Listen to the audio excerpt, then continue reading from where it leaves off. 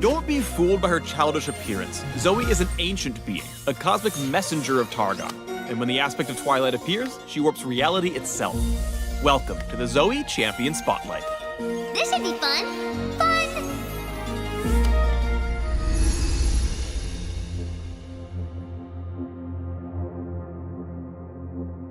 Zoe's passive is more sparkles! After casting a spell, Zoe's next attack deals bonus damage. More sparkles, now! Zoe's Q is Paddle Star. Zoe fires a star that damages in a small area, additionally applying extra damage from her passive. She can recast Q mid-flight to redirect the star. Its damage increases based on the distance it has traveled in a straight line. Send stars far away from enemies before recasting Q to deal the most damage possible. Some might even say tons. Zoe's W is THIEF. What? It says Spell Thief. Really? Enemy summoner spells and active items drop spell shards on the ground when they're used. Collecting a spell shard grants Zoe one cast of that spell or item via Spell Thief. Occasionally, minions can drop a spell shard when Zoe kills them as well. Zoe and her team can see which minions hold shards, but enemies can't. When casting any summoner spell or using anything Spell Thief's picked up, Zoe briefly gains bonus movement speed and tosses missiles at the nearest enemy, prioritizing her most recent target. Each missile grants the bonus damage from her passive. Remember, Spell Thief has no cooldown. It just requires you to have a spell shard.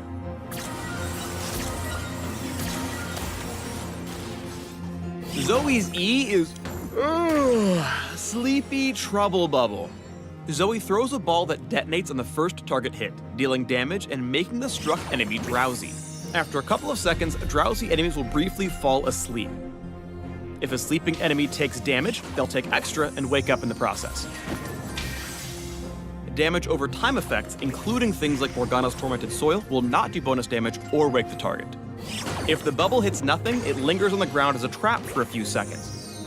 If cast over a wall, it gains bonus range.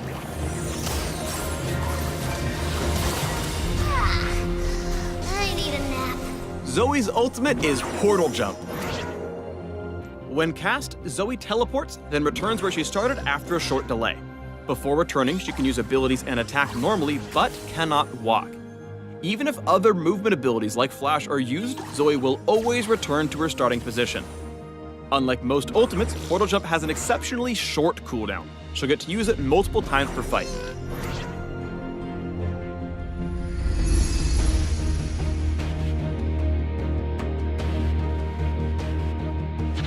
During your first laning phase with Zoe, you're gonna have to do some work to figure out her basic combos.